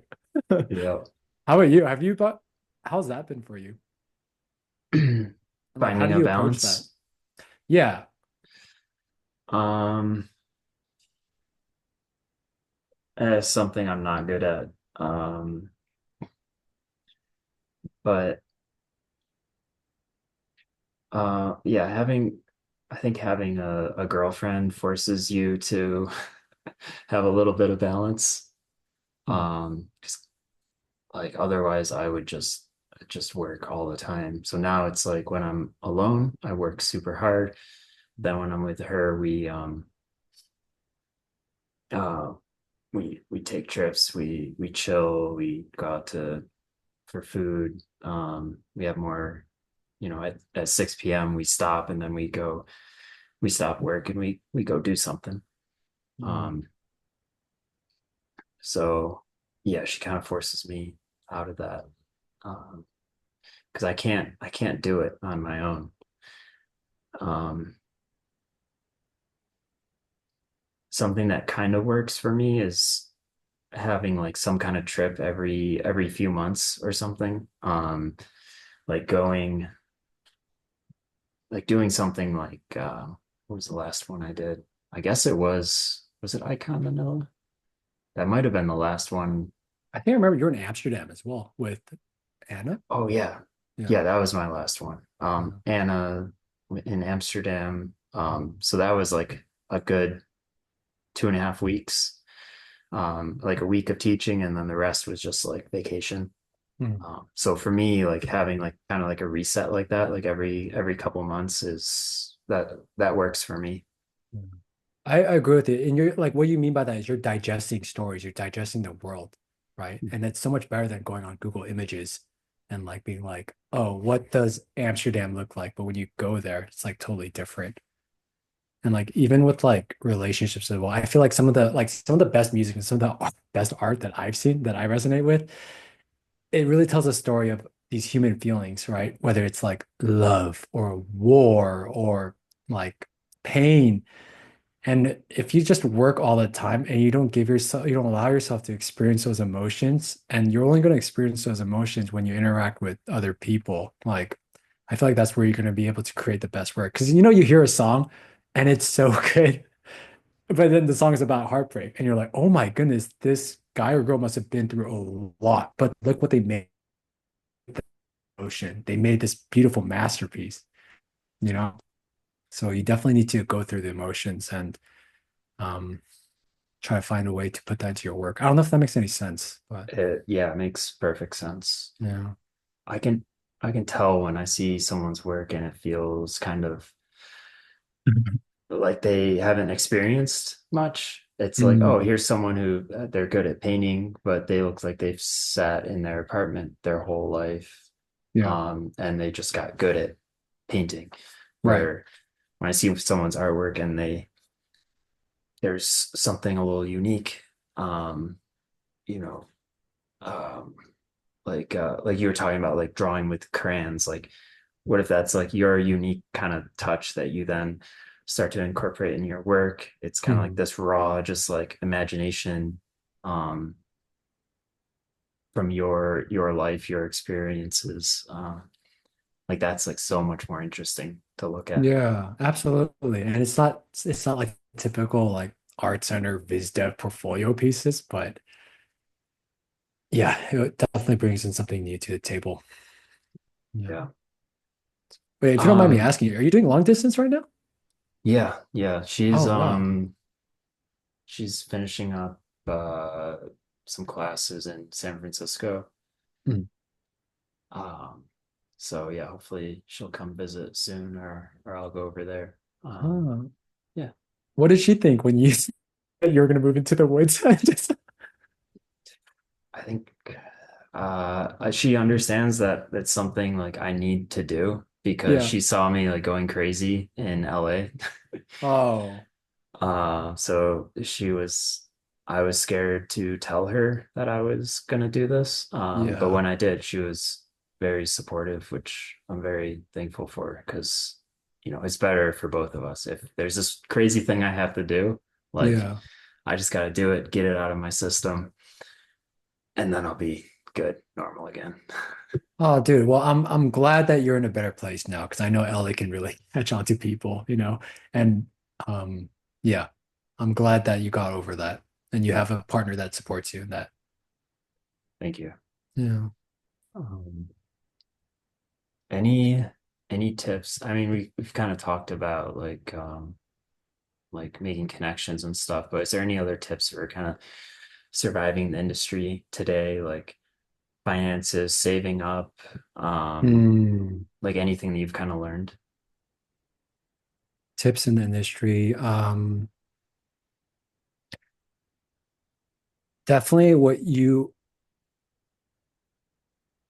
I think a lot of artists, whether they are trying to get into art or they're in the art industry right now and they don't know where to go from there, I think what I try to recommend people is make a plan and execute it. I think a lot of artists, and I've been guilty of this as well, is that we just kind of like we don't have a plan. We're just kind of seeing like I'll just eating until I end up somewhere.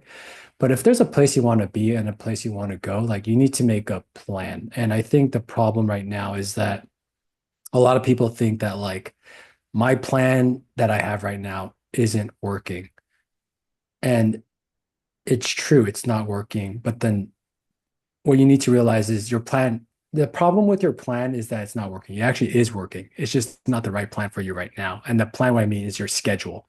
right? So you need to really ask yourself in your schedule, what are you doing every single day? Um, because that's essentially what you will be doing for the rest of your life, right? And I think in an age where there's a lot of things to learn, I try to recommend people, and this is something I learned recently, but try to think subtraction, not addition. Don't add things in your schedule and in general in life. Like think about how you can take out certain things and really prioritize and focus on things that will get you closer to your goal. That's what I would recommend. Also staying when you within that plan and that schedule, and you're really good at this, and I think you're a perfect example of this, Zach. You and Henry Wong. I don't know if you know Henry Wong, but Yeah. he's another artist who just posts like a madman. Stay consistent. There's no formation without repetition. So to build a backbone of that, you need to start, you need to, whether it's you're showing it online or not, you need to do it every single day. Because if you don't use it, you lose it. Um, and stay in the process, don't give up. Try to find joy in this because it is a lonely process for those who are listening. Because you and I, even to this day, I'm sure it gets lonely sometimes, stay in the process, find the joy in it, try to gamify it, try to like find friends and try to be like, hey, like, should we do like 1 hour like sketches or something and challenge each other? And most importantly, try to find a community because, life's hard enough. So try to find friends that you can do this with. Dude, Um, that's great. I don't, yeah. I wrote down what you said about subtracting things Mm, that to make room to meet your goal. yeah. That's really good because I keep adding things. And I do that too. And I feel like that's more productive. I'm like, Mhm. oh, like, and I think I do it for other people as well. Like I try to be productive for others, not for myself. And I'm like asking myself, okay, what do I really want? Because after even some days I'll have a really long, busy day. And by the end of it, I'm like, I still feel like shit. you know? Mhm. But I'm trying to figure out what are ways that it's going to bring me closer to my goals, like what I really want. And that's what I talked about earlier about like accepting who I am, right? And not just trying to do it for the audience. Like, what do I want, right? I know that sounds very like up in the air kind of stuff. I don't know. What are your thoughts? Now I'm getting nervous. I don't know what I'm talking about. I I agree. I think we have a similar thought. You use the term plan. I use the term goal, like having like a small goal for yourself every day, every week. And then having like a future goal that you're kind of shooting for. Because if you don't have that future goal, art is such a wide thing. You can go down so many different roads. You get Yeah. distracted. You could be like, oh, I'm going to start to get into character design. Then I'm going to get into learning 3D. And then, but if your end goal is environments, then you might deviate a little bit here and there, but you can stay true to the path that you're on. Mm, You don't let one thing pull you off course too much. yeah. Yeah. Can I ask you, and this is something I was curious about, but and I think, are there people that really helped you along your journey that you want to thank? It's a good question. Or like Um, who really resonated with you? uh, Jake Panion was one of the first people who noticed me. Mm. Um, and he helped He me does a lot of help. those like mech sketches, right? Yeah, Yeah. yeah. Um, he connected me with people early on. And he was really nice. He like gave me a portfolio review and um um Justin Thompson, he hired me at Sony. He was he pushed me in a very he was very hard to work for, but it was very frustrating at the time, but he pushed me in a way that helped my career kind of blow up. Like he was like, "Oh, you can do a painting in a day or two. Like that's great, but we need more ideas." He was like, "What if you do 6 paintings in a day?" So he told me that like my first Dude, week on the job. I was like, "What dude, the heck?" Okay. because I was used to like doing like a black and white like layout and then like painting it and spending a day on it. So I spent the next 3 months trying to figure out how to do 6 paintings in a day. What? Yeah. Dude. Um, but yeah, I did it, and that made me really bold and fast and just generate ideas. Like have an idea and then like put it down. Bro, now you're too fast. 6 paintings in a day. Slow down, please. Well, I mean, not they're not all pretty, but like maybe one of those ideas is like one of those paintings is like a cool, unique idea. So then you take that and then you can finish it up. And but by the end of the week, you've got like 20 images to show. Um, I'm not always that fast, but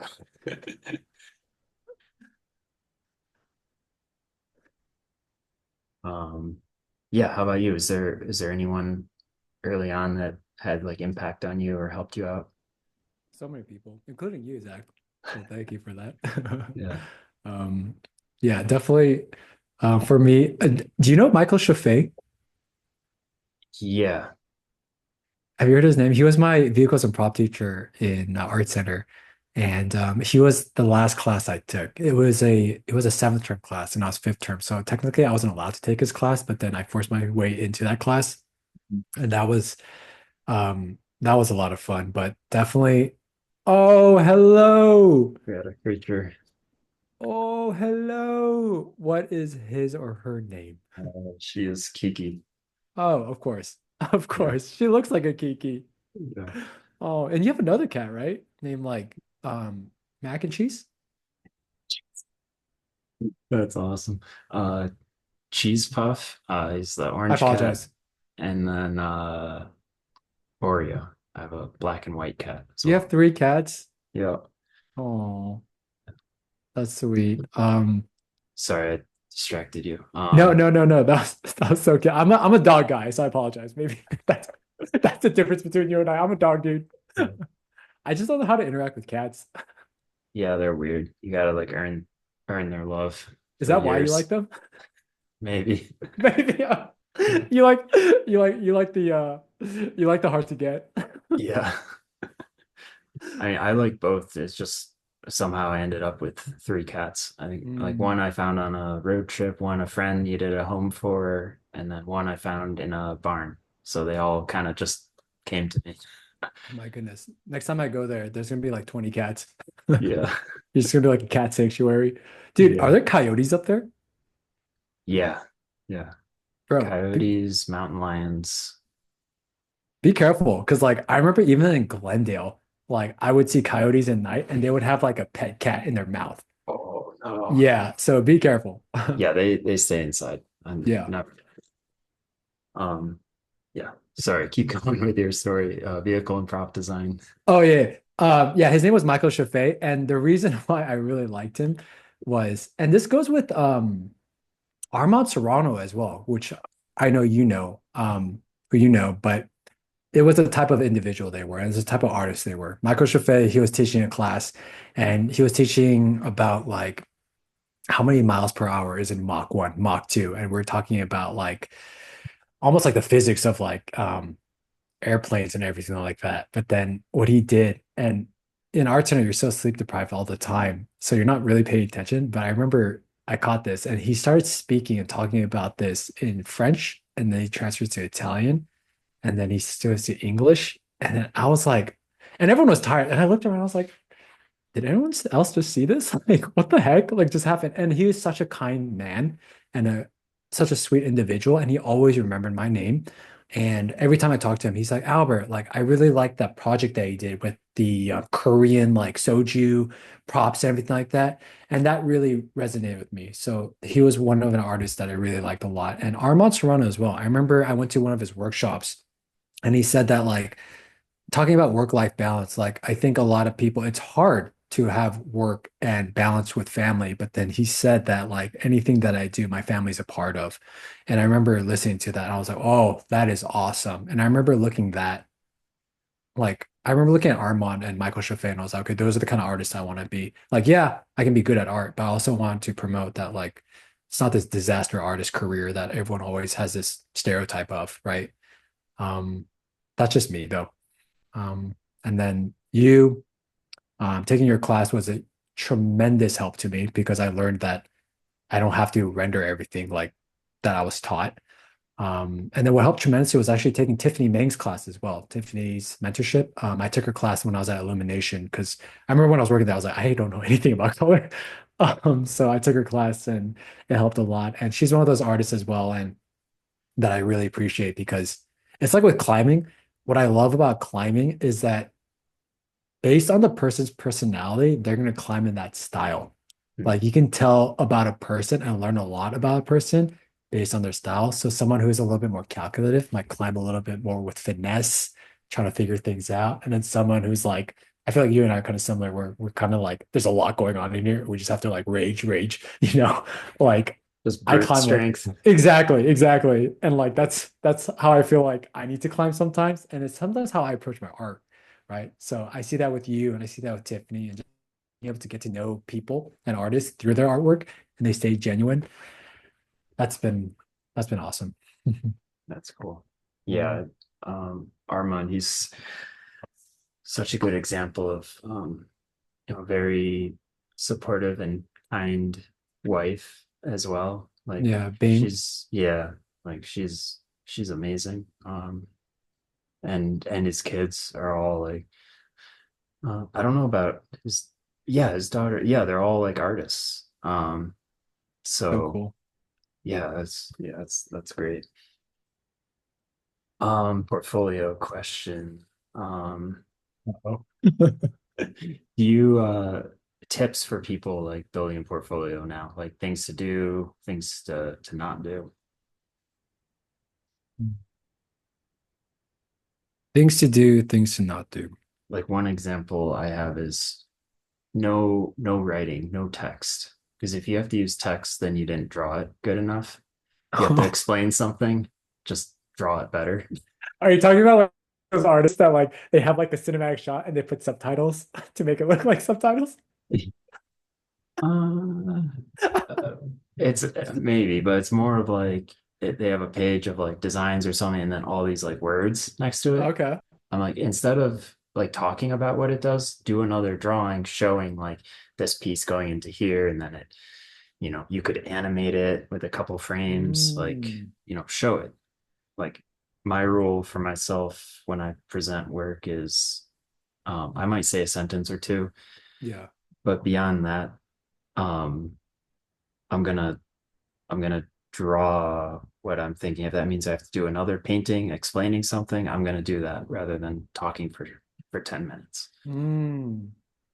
That's interesting because for me, especially when people are showing in a portfolio like sketches and like Viz Dev, because Viz Dev isn't just final paintings, but a lot of it is figure out. Like I actually like seeing their notes and their thoughts. It's almost like me reading their diary and like saying like, oh, so this is what this person's thinking. Um, I do understand that like you want and not like is that cheap stuff? Uh, no, he's Okay. asleep. I was Okay. moving my chair. If he comes over, I'll show you. Yes. Um, But I do understand what you mean by that. And I agree with you on that. But for me, I do sometimes like just seeing like their note taking and seeing what they're especially if it's genuine, because I know sometimes like they'll write stuff down after they've drawn it just so it's to fill in space. But when it's genuine and their thought process, I do enjoy that. Mm, tips though. Yeah, that's interesting. Maybe it has to be very, very interesting thoughts. Especially when you're, yeah, it has to be very interesting thoughts only. Yeah. What the hell is this? Yeah. Yeah. Don't just write words to like fill space, I I guess. know. Just start writing like Egyptian hieroglyphics. Yeah. Um, How about like a number of pieces? I was always told like 20 paintings is like a good number to shoot for. for a portfolio. Yeah. Um, it's a great question because like I've seen people get hired with like 50 pieces and I've seen people get hired with like five. I've seen Um, people get hired with zeros. They're just that good looking. It's just like, um, yeah, I actually don't have an answer to that. Without the typical like, yeah, it should be good artwork. Mhm. Um, don't show pieces that you're not proud of, obviously. People remember you from I think it was my partner told me this the other day, but she said like people remember you from your worst work rather than your best one. Because that's the one they'll remember, take notice of. Um, portfolio I tips. I guess doing stuff that you really enjoy rather than feeling like it's fulfilling a portfolio requirement. Because if you put it in there, then you're gonna be asked to do that probably. So if you hate color, don't Yeah. put color in there, just do drawings, you know? Exactly, exactly. Did you know what's funny is that I didn't, but speaking of that though, is that for Illumination for Despicable Me, I'm not a character designer. And you know I'm not a character designer because I don't think you've ever seen any of my character designs. But in the final film, in the ending, I was labeled as a character designer. So What the heck? my family was like, "Oh, Albert, those characters look fire." And I'm like, "I didn't do any of those character works." So it's just a funny situation when you said that. But I That's a agree. huge mistake. I know. I was laughing so much though. Um, but I agree with you. Don't post work that you don't want to work, like the kind of work that you don't want to do. Mhm. Um,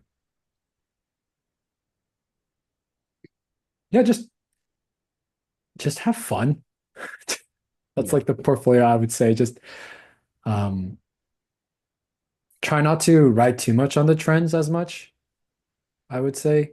For yeah, me, that's I was good. never a fan of like fan art, especially when it came to viz dev portfolio pieces, because I want to know how you're able to take a simple idea and make it magical or extraordinary, not making something already extraordinary and just making it the same. And not to like, you know, take a shit on like people who do fan art. Like I love fan art.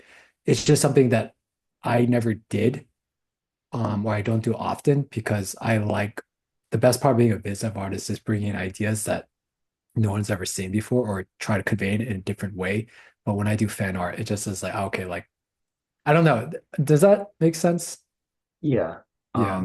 You should, it's better to come up with your own story because it shows a lot of times our job is taking like a sentence in the script and Yeah, turning that into something. So you have to show that you can take a little idea and like create something out of it.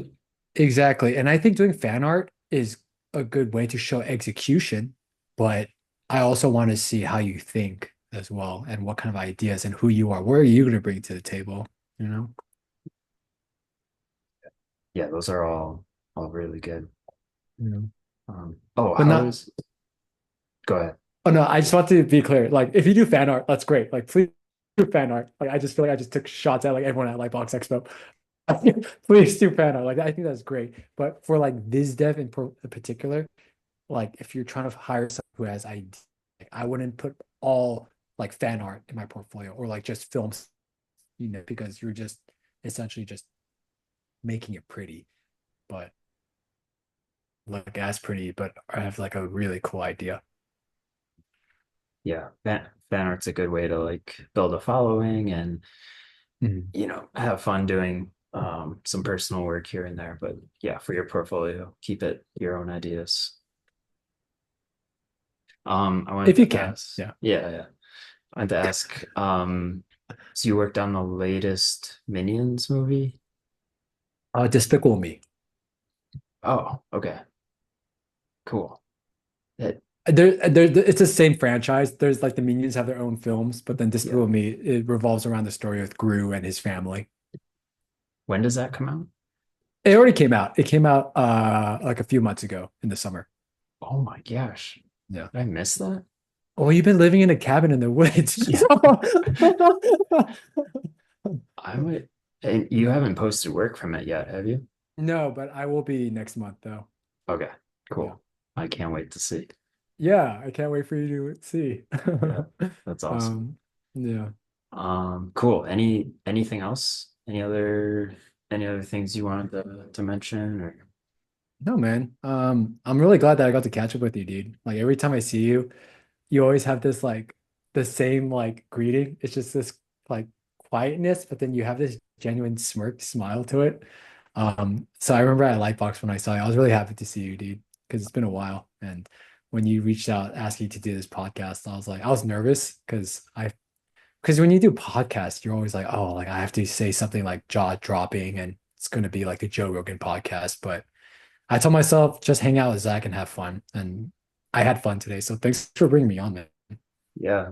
Yeah, thank you for coming and um yeah, it's a lot of people think like, oh, I have to be like super famous to be on a podcast or like whatever. It's not about that at all. It's Yeah. just like talking artists talking to each other and uh going through our problems and issues and that's going to help people and yeah, your story is really great and I'm really excited about your success and everything. Same with you, man. Same with you. Thanks. And I hope you continue doing this. This is such a like I heard Tiffany's podcast with you and it was so fun. Because I you and I both know Tiffany, obviously. So it's just cool to see your friends and what their thought process is like and what they're going through. And I hope you keep doing this. I remember when you first did this podcast, I was like, Zach is doing a podcast. That man is so quiet. Like that's but I think the Have voice in you your way. have you seen Soft White Underbelly, that podcast? Soft white underbelly? Yeah. He is this guy. I was kind of inspired by him because he's not like a big talker. Hmm. He just like asks a few questions and just lets people talk. And I was like, oh, if he could do that because like I want to like talk to people, but um, so he kind of inspired me. He talks to like crazy people, like homeless people or um, people who've had like crazy life experiences. So Mm. Yeah, man, I can't wait to see more of your guests. Like I heard Vaughn's last week oh as yeah. well, and that was so fun. Do you have a dream guest, by the way? If you could like do a podcast with anyone, artist or not? Yeah. Yeah, there's a bunch of people I would love to have. I think after the next Spider-Verse comes out, I'd love to talk to Patrick about his experience, like production designing and everything. Yeah. Jesus, the character designer, I want to talk to him. Mm, Because we have a lot of the same, yeah, I think, struggles and stuff in like life and art. It'd be cool. I want to have Neil Ross, but dude. I don't think he doesn't seem like the kind of person who would want to do it. But if I have the confidence one day, I'll ask him. Yeah, he's such a mystery. Yeah. Limbolo, right? Hmm. Dude, I love his work so much. Yeah. Yeah. It's so good. Well, thank you so much, man. This was really awesome. And I want to hang out soon. So yeah, next time I'm in LA, we'll do something. Yeah, dude. Or I can always go up there. Where are you, by the way? Like you're in Utah? Yeah, Utah. Okay. This is gonna be stupid. People are gonna see how my geography skills, but is that close to where Tiffany lives? It's Are like you a close? state away. She's in Washington. Yeah. So it's not too far? No, Okay. it's an hour flight. So Dude. Okay. Yeah, that's not bad. Cause like I might go hang out with Tiffany and Justin next year in the spring. So if you're not that far away, I would love to swing by and just keep you company. yeah, yeah, you're Yeah. always welcome. Yeah, we'll do some paint sessions. We'll chop wood together, Yeah. hang out with your And cats. if you do see Justin, let me know because I've tried to meet him probably like 10 times in person, and there's always been something. So I don't believe he's real. Tiffany just married some random like yeah. Yeah. She sent me pictures of the wedding, and I was like, Tiffany, this could be AI. Like you can't fool me. Dude, everything could be AI now. Yeah. Yeah. All right, Um, bud. Well, we'll hang out soon. I hope you have a happy holiday. yeah, you too. And yeah, dude. Can't wait to catch up. Yeah. All right. See you, bud. See ya.